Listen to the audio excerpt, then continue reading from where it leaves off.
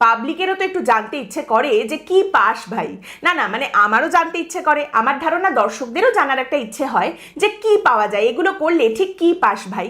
না হলে মাঝরাতে যখন জ্ঞানেশ কুমারের কনভয় রাস্তা দিয়ে একেবারে শাঁ শাঁ করে ছুটে বেরিয়ে চলে যাবে, এক সেকেন্ডের জন্য জ্ঞানেশ কুমার হয়তো দেখতে পাবেন সেই রকম জায়গায় ভিড় করে কালো পতাকা নিয়ে চিৎকার চেঁচামেচি করে গো ব্যাক চিৎকার করে ওই জায়গাটাতে ওখানে গিয়ে দাঁড়ানোর কারণটা কি, এর মাধ্যমে এক্স্যাক্টলি কি অ্যাচিভ করা যায়। এক বোদ্ধাকে দেখলাম, সে তো একেবারে এত উত্তেজিত, গাড়ির সামনে প্রায় পড়ে যাচ্ছিল, গাড়ির মুখে পড়ে যাচ্ছিল। আচ্ছা, গাড়িটার নিচে ঢুকে গেলে কি হতো? দোষটা কার হতো? দোষ ছেড়ে দিন, একটা গাড়ির নিচে যদি একটা ছেলে ওইভাবে পড়ে যেত, একজন মায়ের যদি কোল খালি হতো, আজ পর্যন্ত কোন রাজনৈতিক দল একটা মায়ের কোল খালি হওয়ার পর সেই কোলটা আবার ভরে দিতে পেরেছে, সেই শূন্যস্থান পূরণ করতে পেরেছে? কোন রাজনৈতিক দল সেটা করতে পেরেছে? একইভাবে কালীঘাটে পুজো দিতে যাচ্ছেন জ্ঞানেশ কুমার, সেখানে দাঁড়িয়ে কালো পতাকা নিয়ে গো ব্যাক স্লোগান। জ্ঞানেশ কুমারের ঠিক কি এলো আর কি গেল? তিনি কালীঘাটে ঢুকলেন, ভিআইপি গেট দিয়ে পুজো দিলেন, সুন্দর করে বেরিয়ে চলে গেলেন, সাধারণ মানুষের উদ্দেশ্যে আবার বাইটও দিয়ে গেলেন, বার্তাও দিয়ে গেলেন, কোনো লাভ কিছু হলো না। ওই একটা গো ব্যাক চিৎকার করে স্লোগান টোগান দিয়ে দেওয়া হলো। এর মাধ্যমে এক্স্যাক্টলি কি পাওয়া যায়? মানে জ্ঞানেশ কুমার কি গো ব্যাক শুনবেন আর সঙ্গে সঙ্গে তিনি ভয় কাঁপতে শুরু করে দেবেন, বা সঙ্গে সঙ্গে তিনি ঠিক করবেন না এই তো গো ব্যাক বলে দিয়েছে, এবার আমি বরং এয়ারপোর্টে চলে যাই, ফিরে যাই, আমি তো ভ্যাকেশনেই এসেছিলাম, গো ব্যাক যখন বলেছে তখন আমার আর কাজ টাজ করার দরকার নেই, আমি চলে যাই। জ্ঞানেশ কুমার খুব ভয় পেয়ে যাবে। আজ অব্দি যা যা কাজ সে করেছে, কাল থেকে একেবারে তার উল্টো কাজ করতে শুরু করে দেবে, উল্টো নাচ করতে শুরু করে দেবে। এরকম কিছু কি হবার আছে? একজন মহান প্রতিবাদী দেখলাম আবার একটি দলের, তিনি বলছেন যে জ্ঞানেশ কুমারকে সামনে প্রতিবাদ করে আমরা এটা আশা করেছিলাম যে তার জ্ঞান চক্ষু উন্মিলিত হবে। হয়েছে কি? কাজকর্মের কিছু অন্যরকম ধরন ধারণ কিছু দেখতে পাওয়া গেছে কি? মানে ব্যাপারটা হচ্ছে যে পশ্চিমবঙ্গে পারফরমেটিভ পলিটিক্স একটা আলাদা মাত্রায় চলে গেছে, যেখানে জাস্ট লোক দেখানোর জন্য কাজকর্ম করা হচ্ছে। আসলে যেটা করলে বা যেখানে বললে সুরাহা হবে, কিছু কাজের কাজ হবে, সেটা না করে জাস্ট দেখানোর জন্য দেখনদারি এবং পরভুলানি কাজকর্ম, সেগুলোই বেশি করে সামনে রাখা হচ্ছে। করতে হয় তাই সামনে রাখা হচ্ছে, মানুষকে দেখানো হচ্ছে যে আমরা করছি। তারপর যখন আলটিমেট জেনুইন জায়গাটা আসে, যে এখানে গিয়ে কথাটা বললে আমি একটা সুরাহা মানুষের জন্য সত্যি আদায় করে নিয়ে আসতে পারি, আমি যদি ভালো করে কথা বলে ভালো করে নেগোসিয়েশন করতে পারি, মানুষের জন্য আমি একটা ভালো কিছু আদায় করতে পারি, সেইখানে যেই বৈঠকে বসার কথাটা আসে, সেই বৈঠক থেকে হুড়মুড়িয়ে লোকজন বেরিয়ে এসে তারপর বলেন, আরে আমাকে তো কথাই বলতে দিলেন না, আমাদের কথাই শুনলেন না, আঙুল উঁচিয়ে তেড়ে আসলেন, আমরা খুবই অসন্তুষ্ট, তাই আমরা বৈঠক থেকে তেড়ে ফুড়ে বেরিয়ে চলে এসেছি। কি লাভটা হলো? মানুষের হেনস্থার জন্য যারা এত কিছু করতে যাচ্ছিলেন, মানুষের সুরাহার জন্য, তাহলে কি লাভটা আপনি আদায় করে আনতে পারলেন? অন্যদিকে আপনি কি করবেন? রাস্তা টাস্তা আটকে মানুষের অসুবিধা করে, মানুষকে হেনস্থা করে 4 দিন 5 দিন যতদিন ইচ্ছা বসে থাকবেন, আপনারই রাস্তা কে আর বাধা দেবে? একদিকে যখন মঞ্চ বেঁধে এই মুন্ডপাত হচ্ছেই, তখন আরেকদিকে তাহলে ওই কালো পতাকা ভিড়ভাট্টা এগুলোর মানেটাই বাকি। এবং সাধারণ মানুষের হেনস্থা সেই এসআইআর এর সময় এসআইআর এর লাইনে দাঁড়ানো থেকে শুরু হয়েছে, এখনো পর্যন্ত চলছে। এখনো যদি কোনো মানুষের মনে হয় যে আমি অফিস থেকে আজ একটু তাড়াতাড়ি বাড়ি ফিরবো, সে গুড়ে বালি কোথা থেকে ফিরবেন তিনি? রাস্তা তো আটকে বসে থাকা হয়েছে। এবং সেখানে বলা হবে যে মানুষের হেনস্থার সুরাহা করার জন্য মানুষের আরেকটু হেনস্থা তো করতেই হবে, মানুষের জন্য কাজ করতে গেলে একটু তো মানুষের অসুবিধা করতেই হবে। মানুষ সবকিছু বোঝেন, মানুষ আবার আমাদেরই ভোট দেবেন। মানুষ আসলে আপনাদের কি বলতে চায় জানেন তো? আপনারা দয়া করে কাজটা যেখানে করার সেখানে গিয়ে করুন, স্টান্টবাজি একটু কম করুন, যেখানে গিয়ে বললে কাজ হবে সেখানে গিয়ে একটু কথা বলুন। বর্তমানে পশ্চিমবঙ্গের এসআইআর নিয়ে দুটো প্রশ্ন, পশ্চিমবঙ্গের যা পরিস্থিতি, মোদ্দা কথা বা মেন প্রশ্ন দুটো। অন্যান্য সব কথা সরিয়ে রাখলে প্রথম প্রশ্ন ভোট কবে, দ্বিতীয় প্রশ্ন ভোট যবে হবে ভোট কি দিতে পারবে সবে? এই দুটো প্রশ্নের মধ্যে প্রথম প্রশ্নের উত্তরটা হচ্ছে, আপনারা জানেন নির্বাচন কমিশনের ফুল বেঞ্চ পশ্চিমবঙ্গ সফরে এসেছে। অলরেডি সম্প্রতি অন্যান্য যে রাজ্যগুলোতে নির্বাচন রয়েছে সেই রাজ্যগুলোর সফর নির্বাচন কমিশন শেষ করে ফেলেছে। পশ্চিমবঙ্গের এই সফর শেষ করে তারা দিল্লিতে ফিরে যাবেন, যাবার পরেই কিন্তু তারা ভোট ঘোষণা করে দেবেন। মানে পশ্চিমবঙ্গ সহ অন্যান্য যে রাজ্যগুলিতে ভোট রয়েছে তাদের সবার ভোট ঘোষণা হয়ে যাবে, নির্বাচনের নির্ঘণ্ট প্রকাশ করে দেওয়া হবে। দ্বিতীয় কথাটা হচ্ছে যে এইখানে টাইমটা বর্তমানে খুবই সেন্সিটিভ, খুবই একটা তাড়াহুড়োর মধ্যে আমরা রয়েছি, আপনারাও জানেন। আপাতত 9 আর 10 সোম আর মঙ্গল এই দুদিন নির্বাচন কমিশন পশ্চিমবঙ্গে থাকবে। তাদের একেবারে ঠাসা বৈঠক রয়েছে, দুদিন ধরে নানান কর্মসূচি তাদের রয়েছে। তারই সঙ্গে মঙ্গলবার আবার সুপ্রিম কোর্টে এসআইআর এর মামলাটাও ওঠার কথা রয়েছে। সেখানে আবার আলাদাই একটা ঘোটালা রয়েছে, আপনারা জানেন, একদম ঘেটে রয়েছে সমস্ত বিষয়টা। 60 লক্ষ বিচারাধীন নাম, এই 60 লক্ষ মানুষের নাম নথিপত্র তাদের যা যাচাইয়ের কাজ সেগুলো কবে শেষ হবে এই প্রশ্ন একটা রয়েছে। দ্বিতীয়ত সাপ্লিমেন্টারি লিস্ট বেরোনোর কথা বলা হয়েছিল, 28শে ফেব্রুয়ারি থেকে চূড়ান্ত তালিকা বেরোচ্ছে, তাহলে এরপর যেরকম কাজ শেষ হবে সেরকম সাপ্লিমেন্টারি লিস্ট বেরোতে থাকবে এটা বলা হয়েছিল, কিন্তু 28শে ফেব্রুয়ারির পর থেকে আজ পর্যন্ত একটাও সাপ্লিমেন্টারি লিস্ট বেরোয়নি। সেটা কেন বেরোয়নি এই প্রশ্নটাও ঝুলে রয়েছে।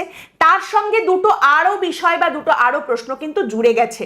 সুপ্রিম কোর্টের প্রধান বিচারপতির দৃষ্টি আকর্ষণ করেছেন আজ মেনকা গুরুস্বামী। আপনারা জানেন তিনি তৃণমূল কংগ্রেসের আইনজীবী, তারই সঙ্গে তৃণমূল কংগ্রেসের রাজ্যসভার সাংসদ হতে চলেছেন তিনি।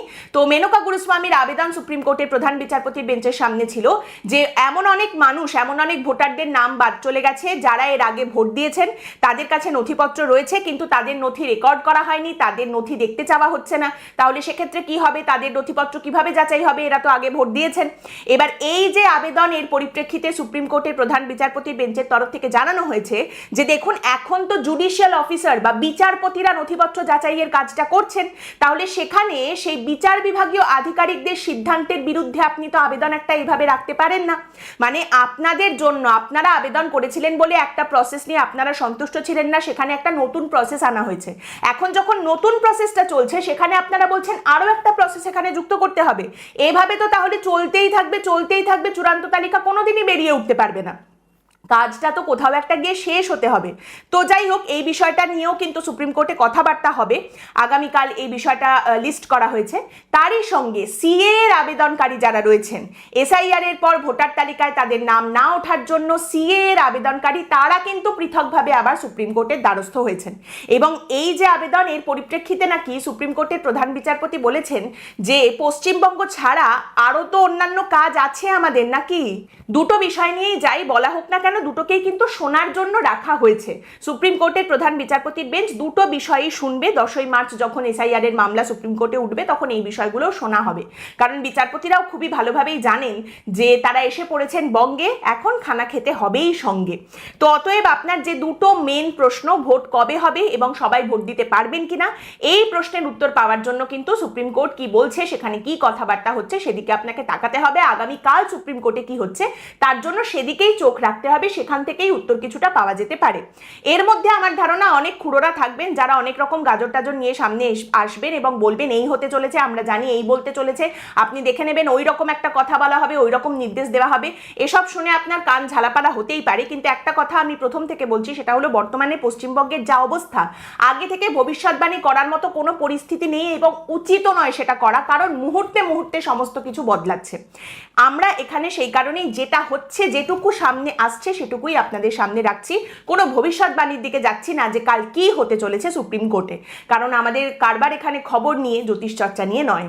কিন্তু এখানে কোথাও একটা গিয়ে আমাদের সকলের জন্য একটা সান্ত্বনা রয়েছে, আর সেটা হচ্ছে পশ্চিমবঙ্গের কোনো রাজনৈতিক দলই চাইছে না 1 বা 2 দফার থেকে বেশি দফায় এবারের বিধানসভা নির্বাচনটা হোক। প্রত্যেকটা রাজনৈতিক দলেরই মোটামুটি বক্তব্য 1 বা 2 দফায় ভোটটা করানো হোক, নির্বাচন কমিশন সেভাবেই যেন ভোটের নির্ঘণ্ট তৈরি করে। এবার অবশ্যই এই বিষয়টাও রয়েছে যে এসআইআর এর কাজকর্ম, ভোটের কাজকর্ম যেভাবে এগোচ্ছে তাতে 1 বা 2 দফার থেকে বেশি দফায় ভোট করানোর মতো পরিসর বা সময়ও পড়ে থাকছে না। কিন্তু যাই হোক, নির্বাচন কমিশনের কাছে রাজনৈতিক দলগুলোর তরফ থেকে প্রত্যেকেই মোটামুটি এই কথাই বলছে 1 বা 2 দফা। কিন্তু এইখানে সব থেকে বড় প্রশ্ন যেটা উঠে আসছে, 1 বা 2 দফায় পশ্চিমবঙ্গের মতো একটা রাজ্যে যদি নির্বাচন করাতে হয়, তাহলে যে পরিমাণ নিরাপত্তা সুরক্ষার বন্দোবস্ত করার প্রয়োজন রয়েছে, কেন্দ্রীয় বাহিনী যে পরিমাণ এখানে পাঠানোর প্রয়োজন রয়েছে স্বরাষ্ট্র মন্ত্রকের তরফ থেকে, সেই বিপুল পরিমাণ নিরাপত্তার ব্যবস্থা, কেন্দ্রীয় বাহিনীর ব্যবস্থা আদৌ করা যাবে তো? নিরাপত্তা নিশ্চিত করা যাবে কি? এইটা কিন্তু একটা বড় প্রশ্ন এখন রয়েছে। প্রশাসনিক দিক থেকে যে বৈঠক হয়েছে, প্রশাসনিক কর্তাদের সঙ্গে নির্বাচন কমিশনের যে বৈঠক হয়েছে, সেখানে শোনা যাচ্ছে যে নির্বাচন কমিশনের তরফ থেকে আমাদের রাজ্যের প্রশাসন একেবারে ফুল ভালোবাসা পেয়েছে, দারুণ ভালোবাসা পেয়েছে। জানা যাচ্ছে যে জেলা শাসক, জেলা নির্বাচনী আধিকারিক, পুলিশ সুপার, তাদের সঙ্গে নির্বাচন কমিশনারের ফুল বেঞ্চের যে বৈঠক ছিল, সেখানে নির্বাচন কমিশনার যে ওপেনিং স্টেটমেন্টটা দিয়েছেন, ওপেনিং রিমার্কস তিনি যখন দিতে শুরু করেন, সেখানে তিনি ভয়ঙ্কর ভর্ৎসনা করেছেন এই রাজ্যের প্রশাসনিক কর্তাদের উদ্দেশ্য করে। এবং নির্বাচন কমিশনের যে বক্তব্য, মূল বক্তব্য, সেটা হচ্ছে আপনারা পদক্ষেপটা কি নিয়েছেন। এক তো পশ্চিমবঙ্গে এত হিংসার ঘটনা কেন ঘটে নির্বাচনের সময়, অন্যান্য রাজ্য থেকে এই ধরনের এত হিংসার অভিযোগ তো পাওয়া যায় না, তাহলে পশ্চিমবঙ্গ থেকে পাওয়া যাচ্ছে কেন? আর পশ্চিমবঙ্গে প্রতিটা রাজনৈতিক দল এসে হিংসার অভিযোগ করে যাচ্ছে, তাহলে আপনারা এই যে ক্ষমতা নিয়ে আধিকারিক হয়ে বসে রয়েছেন, আপনারা পদক্ষেপটা কি করছেন? পদক্ষেপ নেবার ক্ষমতা আপনাদের হাতে রয়েছে, এত হিংসার অভিযোগ আসছে, আপনারা পদক্ষেপ কেন নিচ্ছেন না?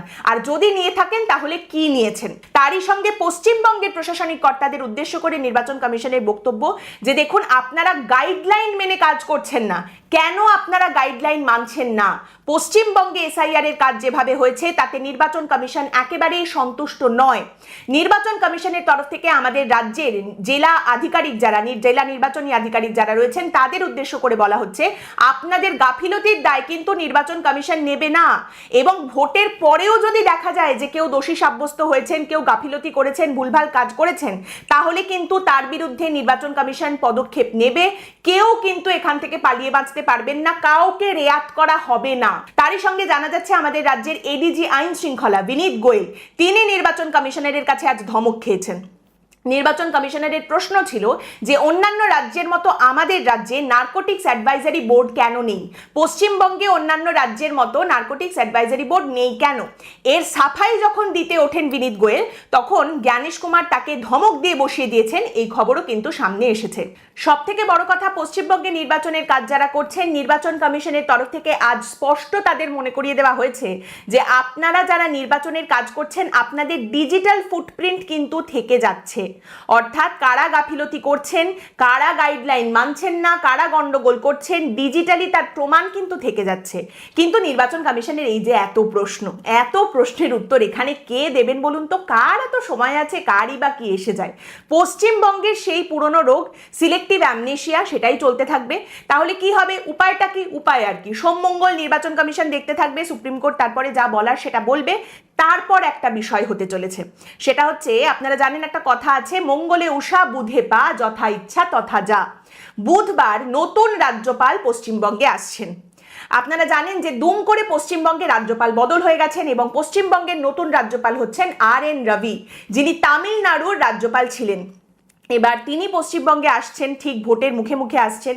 RN রবি সম্পর্কে তার গুণকীর্তন, তার রেপুটেশন, সেসব নিশ্চয়ই এতদিনে শুনেই ফেলেছেন। শোনা যাচ্ছে তিনি যখন তামিলনাড়ুতে রাজ্যপাল ছিলেন, তামিলনাড়ুর মুখ্যমন্ত্রীকে এত ভালোবাসা দিয়েছেন, এত আদর করেছেন যে তামিলনাড়ুর মুখ্যমন্ত্রী নাকি খালি পালিয়ে পালিয়ে বেড়াতেন। তো এ হেন RN রবি তিনি আসছেন পশ্চিমবঙ্গের রাজ্যপাল হয়ে, ভোটের একেবারে ঠিক মুখে, ভোটের ঠিক আগে। এটা কাকতালীয় ঘটনা একেবারেই নয়। এবার জগদীপ ধনখড় পারেননি, সিভি আনন্দ বোস পারেননি, সেই জন্যই কি এবার নতুন রবির উদয় হচ্ছে পশ্চিমবঙ্গে? যাই হোক, জল খেতে থাকুন, গরম বেশ ভালোই পড়েছেন, জল খেতে কিন্তু একদম ভুলবেন না, বেশি করে জল খান, কারণ খবর আসছে যে গরম কিন্তু খুব শিগগিরই আরও বাড়তে চলেছে। আজকের পর্ব এখানেই শেষ করছি। আপনাদের মতামত